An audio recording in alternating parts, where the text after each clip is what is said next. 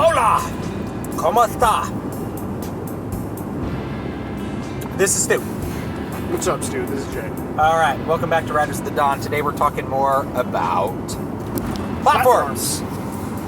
So like in level 3, there's a lot of platforms that fall into the pits. And also the entire world moves forward, so you're actually timed, and you're timed. It's like pushing you forward. Platforms are really difficult.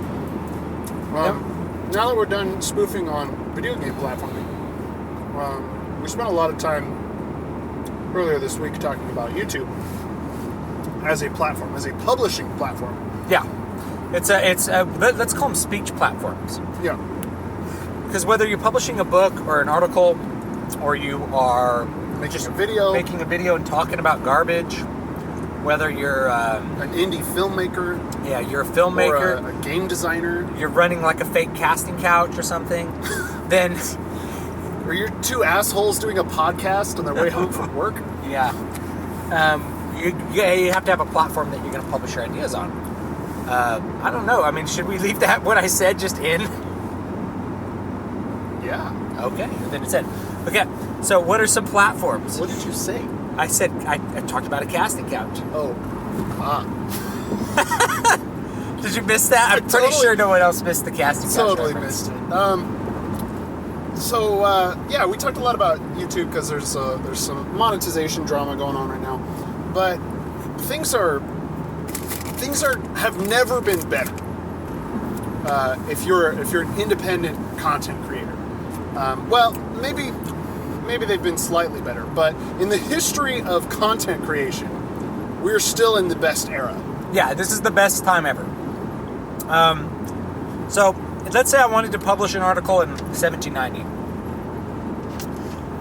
I've got to have a printing press, or I got to know someone who has a printing press that's not using theirs. I have to arrange the type of what I want to print onto a plate, buy ink, buy the thing, press the papers, and sell them or get people to read them somehow. And this was considered really cool and impressive back then. Yeah. That you could just run a newspaper. People just ran newspapers. And that's why the freedom of the press was guaranteed in the U.S. Constitution. And for me, freedom of the press means all the crap that we're doing, including us talking about this right now. This is part of freedom of the press. We are the press right now. Yeah. Whenever you're reporting on the news or you are talking about things that are politically relevant, you're the press. Even if you're doing something that's not politically relevant, you're the press. As long as you're publishing information to other people, you're the press. So this is a way that we do it. So what are some platforms that aren't YouTube? Well, you might be listening to us on SoundCloud. So SoundCloud is one. And I have music on SoundCloud, so that's a way that I publish art as well. But it's really good for spreading audio, a bunch of audio content as well. Yeah, so another platform is, let's see. iTunes. iTunes, thank you. That might be the other place that you're listening to us. And what's interesting, I want to come back to Apple and iTunes and a couple other things a bit later, but another one would be Steam. Yeah, Steam is a publishing platform, and Steam is a platform for speech because you talk to other people on Steam, you have public posts on Steam, you have public curators, and you have people that you can follow who recommend games and give public reviews. Yeah, so there's reviews on Steam. It is a publishing platform for both speech and for games, and as far as I'm concerned, games are also protected speech. Absolutely. For sure. Your website, if you have a website, that's a publishing platform, right? The words arranged in HTML, independent of any other, site, that's a platform. And you can publish sound that way and even encode video that way. Just a lot of people aren't doing the video and the sound through their websites. Because it's so it's cumbersome. Intensive. Yeah, it's work intensive for you as the publisher, and it's also bandwidth intensive, and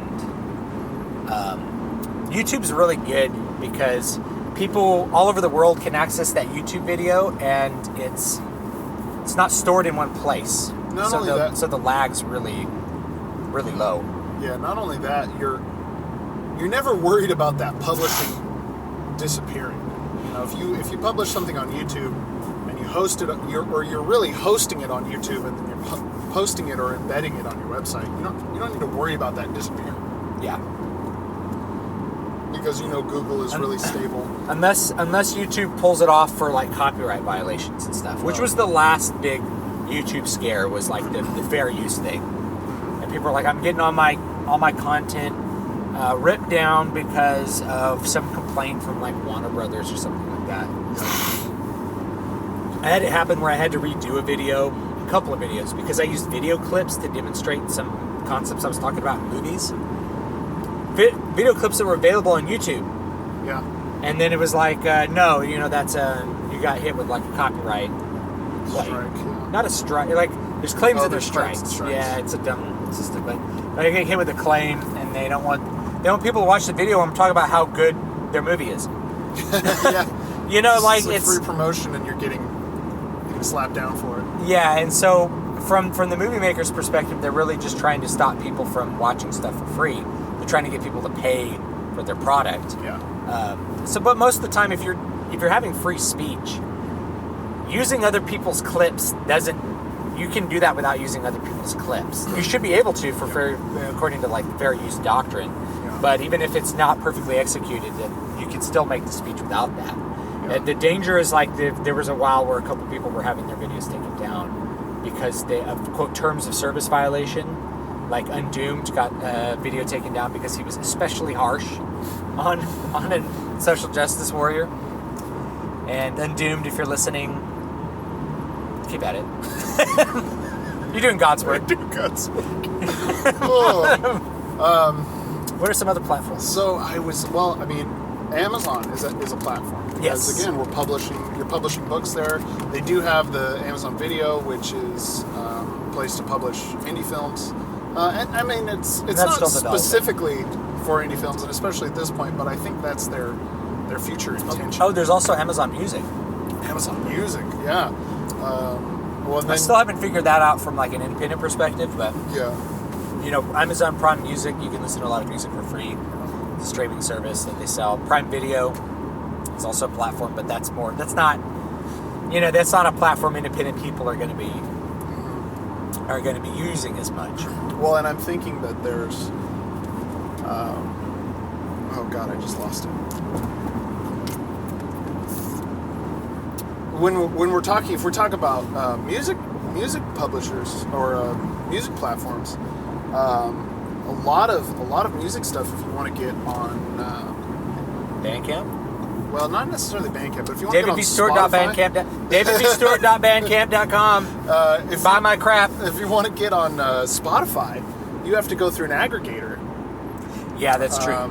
So that's something. That's an extra step, and it's a pain. If you're you're for the writing content, that's cool. You don't have to deal with an aggregator, so feel blessed for that. If you're a musician and you're trying to publish, you have to go through aggregators to get any kind of ability to monetize, except for now through Bandcamp. Yeah, Bandcamp and YouTube. So YouTube, obviously you can put your own songs on YouTube. YouTube has a whole separate thing now called YouTube Music, where they have some way they've been able to detect it. If there's a video that's just one image, or is just music, yeah, and it's classified as music, you can search it, and even in some cases, like, you could go listen to the album Dust to Dust by Heavenly, an album that I think we recommend. Mm-hmm. You go look it up on YouTube. The band Heavenly hasn't put it up there. Individuals have put all the songs up. Amazon, though, has figured out how to assemble it into somehow the album. Yeah, Google. And it's like, boom, there's the album in the correct track listings. Mm-hmm. You can listen to it, and the band gets paid the royalties. Yeah, they get paid the ad revenue, which is crazy to think about now. But that's something. So you could always put your own music on YouTube. My music's on YouTube too. And whatever. I don't think I make much money off my music being on YouTube, but it's there. And so if people are using the YouTube Music app or something like that, then it gets kind of, the algorithm will eventually direct people towards whatever style of music that is. What they like, yeah. A little more long tail stuff. Yeah. So we've talked. So those are a lot of platforms. davidvstewart.bandcamp.com. And one thing that platforms are also involved in or encapsulated by are environments. So, and when I talk about environments, I mean like Apple has an environment that that their platform is a part of. Yeah, the iOS and like iTunes are all kind of one super integrated environment. That's a good way of putting it. So they have Apple Books. Mm-hmm. And they have, so obviously iTunes, and iTunes deals with not only music but podcasts and now movies and TV shows. Yeah. And you have to use you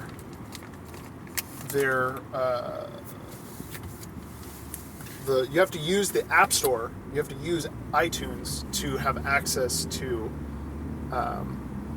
those services. Then if you're using an iPhone or you're using a MacBook, you're funneled into that environment where you're really heavily, if not forced into, you're heavily incentivized to use those things.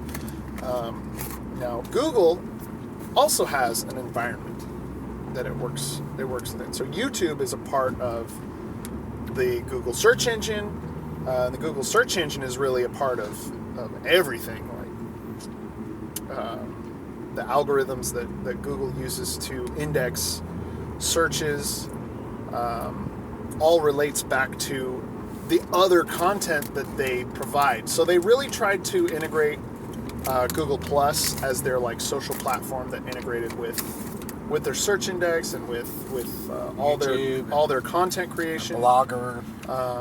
Blogger's another platform. Right. So, and if you publish anything on any Google platform, it all goes to Google Plus. So if anyone's following you on Google Plus, they can see the other stuff you're doing. Google Plus didn't really do so great. I don't know who's on that. All of my posts go to Google Plus. It still exists, but I never look at it, and I don't know anyone else who does either. Yeah. If you're on Google Plus, let us know. It was kind of like, every so often one of these social media platforms pops up and then just kind of withers away. Mm-hmm. Like it's kind of like the seed thrown on the shallow soil. Yeah. So, like Google Plus was one. Google Plus came out. I'm like, finally something that isn't Facebook. And I go there and I'm like, yay, Google Plus. Yay, Google Plus. Integrated with YouTube comments. Everything's cool. Everything's sweet. Everything's beautiful. And then it's just like, after a while, you're just looking at a ghost town of like two dudes who post. Out of 100 people that went to Google Plus with you, there's like one guy left. Yeah. And he's just posting libertarian memes all day. And you're like, this is dumb. I'm already a libertarian. Yeah. Right? Yeah. So the Google environment is interesting because, again, Google has its own app store, its own Play Store. And now they have moved into kind of competing with Apple in that they have not only computer devices, but now they're into phones. So if you have a Chromebook that's running on a Google operating system, and if you have an Android phone, it's running on the Google operating system. Actually, most phones are Android. Yeah, most phones are Android. So their environment is as big or bigger than. It is bigger. It straight up is, because even if you're not using a phone, yeah, you're right. It's not as locked down because there's so many different devices. So these kinds of environments, and Amazon has an environment as well. So I don't think it's as pervasive yet, but they're working on it. One of the things was like, well, if you want to buy ebooks from Amazon, which Amazon frankly has always had the best ebook prices for a consumer, you needed to have access to a Kindle, or now you can have access to the Kindle app, which on your phone or your iPad or your Kindle Fire. Right. Now, if you weren't future sighted like me and got something like, say, a Nook, you can't. You have to do a bunch of extra steps in order to buy a Kindle ebook and then read it on your Nook. You got to download it and convert it to an EPUB. It's something that normies wouldn't do. Yeah. You know, I do it because I publish on Amazon, so I want to be able to see what my books look like on other e-readers. Other devices, yeah. I mean, I've had readers that are like, "Oh, I really want to read your book, but I have this other device. Can you publish it on another platform?" Like, Amazon really gives me the most money per sale. Yeah. That's why I like Amazon. Yeah. The other thing is Kindle. So Kindle, what is it called? Kindle Select. KDP Select. KDP Select. So I have my books in there, and there's always tales of caution with that. But when I have my books in there, that means that anybody can look at it and read it who has that subscription service without having to pay an upfront cost. So there's a lot of people who download that book and start it and read it, and I get paid based on the pages they read. But moreover, it's a way that essentially I can get paid a little bit and get reviews, because that's really at the part of the game that I'm at, right? I need more reviews on all my crap in order to build up enough consumer confidence that I can really market the book heavily or anything like that. I need more consumer confidence to get a real big return on any kind of monetary investment you're putting in. Yeah, for sure. Because the time investment already, if you're a writer, you know the time investment it takes to get something out there. It's massive. Yeah. So yeah, I mean that's kind of where I'm at now, and that's fine. I've had people say like, "Oh, I want to read on this." I'm like, just buy it, download it to your computer, and then change the extension to .mobi, and it will just work.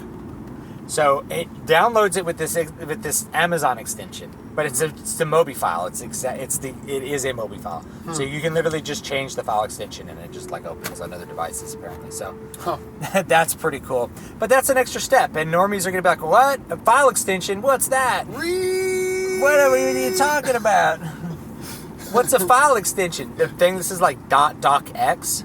So I should change it to .docx. All right, I changed it to It's Muramasa Blood Drinker .azx.docx. Like, oh my god, no! So yeah, it's something normies aren't going to do. So getting people locked into your environment, I don't like that. I don't like locking people into environments. But I get why. Because we don't have environments. Yeah. Frankly. Because the great thing about having an environment is that you make people continue using your environment. Yeah. It's why like the rise of the grocery store keychain came about, because if you're earning rewards points by going to a specific grocery store, you're going to want to continue going to that grocery store so that you can keep earning reward points. Yeah. But now it's at a cellular level, man. Yeah. It's pervading our lives. Yeah. Well, I mean, at least you can get the Amazon app on pretty much any phone, and honestly, I think people are more likely to read the book on their phone. I always check my books to see what they look like on the phone than on like a Kindle device at this point. And I like my Kindle device. I have 2 of them. I don't read on them as much though. Yeah. As I used to. That's for sure. I only like read on mine at night when everyone else is asleep and I'm in bed and I can't sleep. That's it. But even then, I guess I could read on my phone. There's nothing to say I couldn't. It's a better experience on a larger device. So yeah, the Kindle platform. If you go through Smashwords, it becomes the publisher of record rather than say Amazon, and then you can get it in a couple of other places, and then people who are in their little nook environment can buy it from Barnes and Noble. Yeah. And get it that way. I mentioned Blogger as a platform. That is an online publication platform. Through Google's environment. Google. And I actually think if you guys are new to blogging or new to having a website, I think a Blogger website's a great place to start. That's where I started and learned what I needed to know about CSS to get my Blogger site to not look like crap. Yeah. Same. We both started Blogger sites, and that's kind of where we started. I still use mine just for a different purpose now. Kind of feed a different topic that I don't necessarily want on my author page. But it was a great tool to use to learn to learn some basics about web design. And it sets up the design for you, like the menus you can set up really easy. Header image. Now you can control the text a lot. It's pretty good. Now there's now something it's pretty popular today called Medium.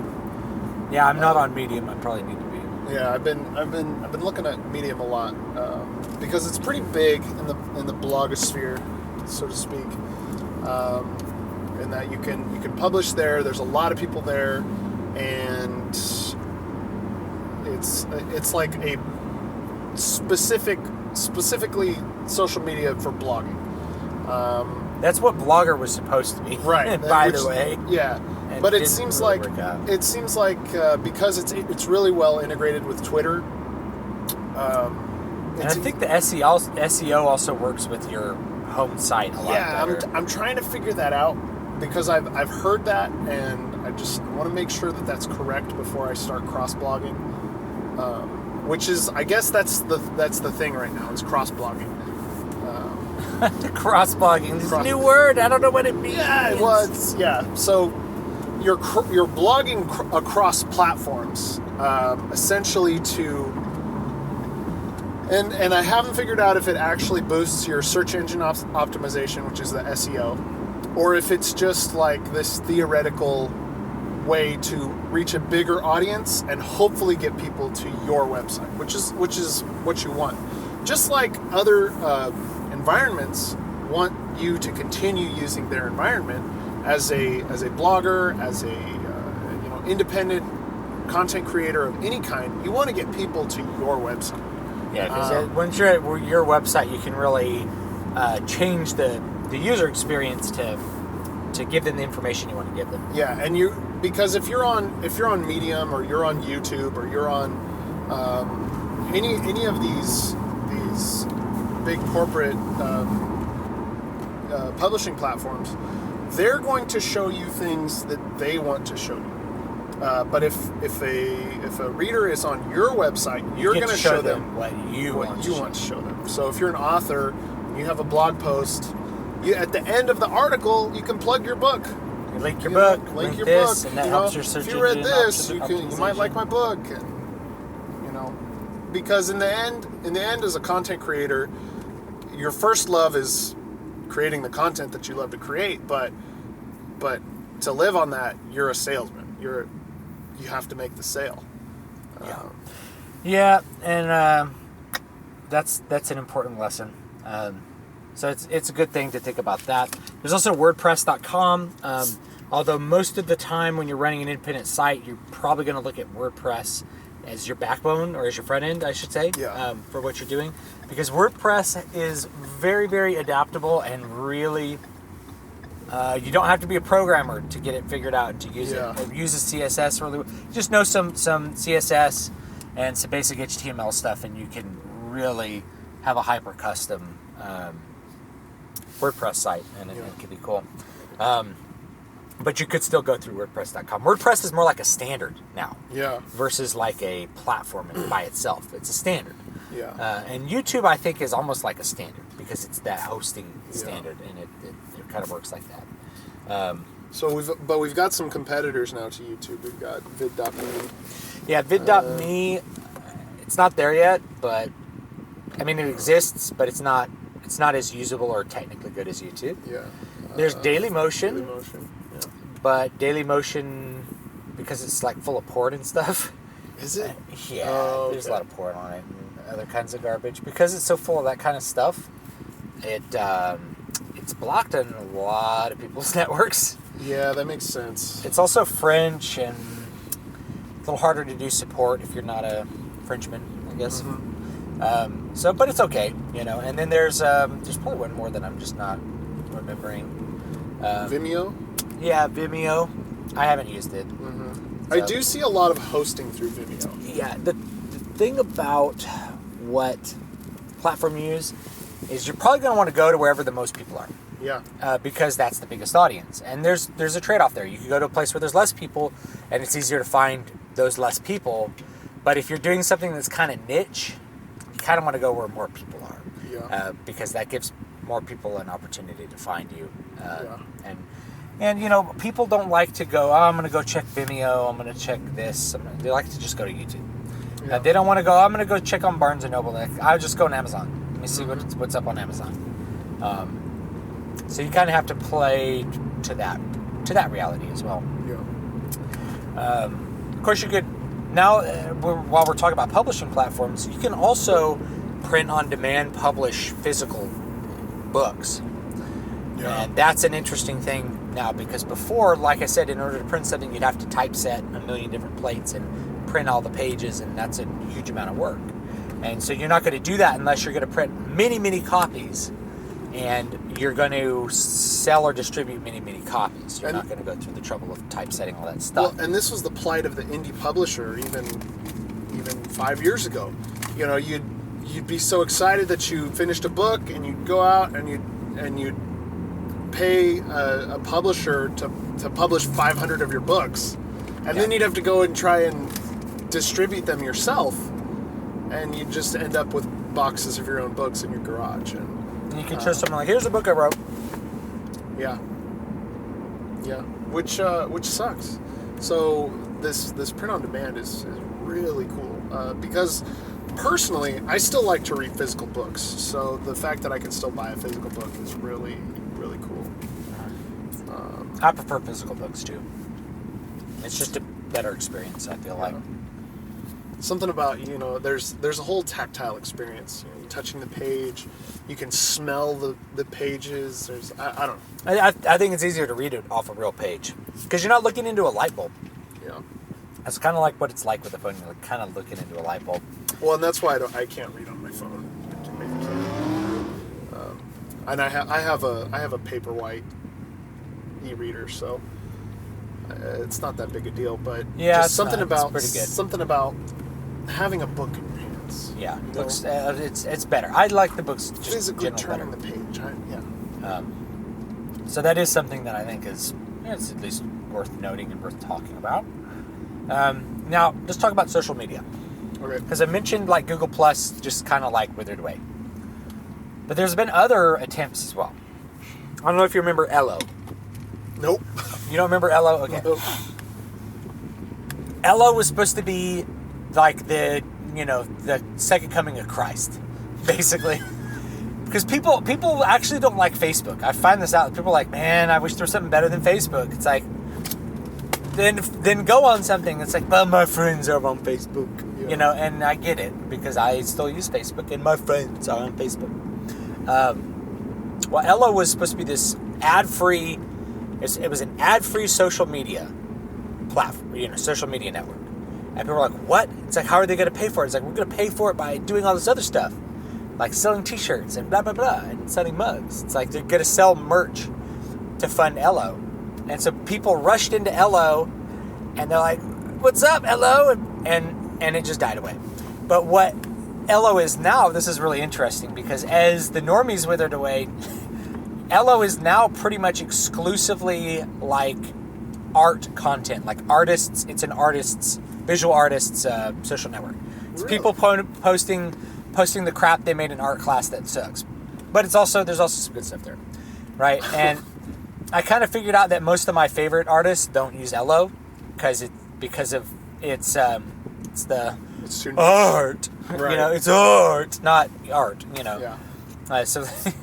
So if I want to see what Howard Lyon's doing, I usually check out his site or see what he's doing on Twitter. Mm-hmm. And Howard Lyon's he does a lot of book covers, and he's really good. Does a lot of religious art too. He's really good at that too. But if I want to see what he's up to, he does magic cards actually. He does a lot of magic cards. So yeah, he does magic cards. So does Noah Bradley, right? Right. And those guys, they might be on Ello, but they may not use it as much. Yeah. I post my book covers. That's it there because that's what it is now. I don't know. It turned into something else, and I don't really know what it's good for people who aren't art students. Yeah. And trying to build a little digital portfolio and share it with people and blah blah blah. So that one just kind of again people weren't willing to make the switch, and it goes back to where are the people And what's going to make people drop what they were doing and go to where they are. And eventually it's just like an avalanche. It's kind of like what happened with MySpace. Is that Facebook was such a better alternative that people just eventually stopped using. Left in droves, yeah. It's not that they left, they just stopped using their MySpace. And started using their Facebook exclusively. Yeah. Until that was it. You have Twitter. Twitter is becoming unprofitable somehow.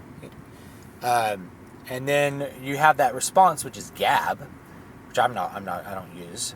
Yeah, I have a Gab account, but of course there's no app for it. Because it doesn't filter any results. It's totally free. Yeah, so it's hard to use. I mean, it basically, again, this is the issue with environments. So the Apple terms of service for the App Store, you can't have like pornographic content. Now, the Gab.ai does filter pornographic content, but not in a way that's apparently specific enough for Apple. So, Minds is running into that too. Yeah. Well, now, so Minds is again another alternative. So a lot of people are hyped about Minds. A lot of people are hyped about Minds in the free speech community. That doesn't mean Minds will be successful, guys. The only way Minds will be successful is if the normies quit Facebook. Yeah. Or the normies, it all starts with having an account. If you have a Minds account and you like what you're seeing and the way you're interacting with people on Minds, then you're going to keep using that and you're going to stop using Facebook. And eventually you'll forget that you had a Facebook. Yeah. But in order for that tipping point to happen, lots of people have to be using Minds. And there has to be the point where people are like, where's everyone on Facebook? It's like, we're all on Minds now. And then it replaces Facebook. Yeah. The other thing we have to consider is that there may be no Facebook killer. Well, and this is the issue with, you guys are going to see how nerdy we are, with World of Warcraft. There's no World of Warcraft killer. World of Warcraft is still the biggest MMO that exists. The only thing that kills World of Warcraft is World of Warcraft. And as we see with Facebook, as Facebook rolls out more flagging on content that it doesn't like, because of speech policing, I mean, people are starting to leave.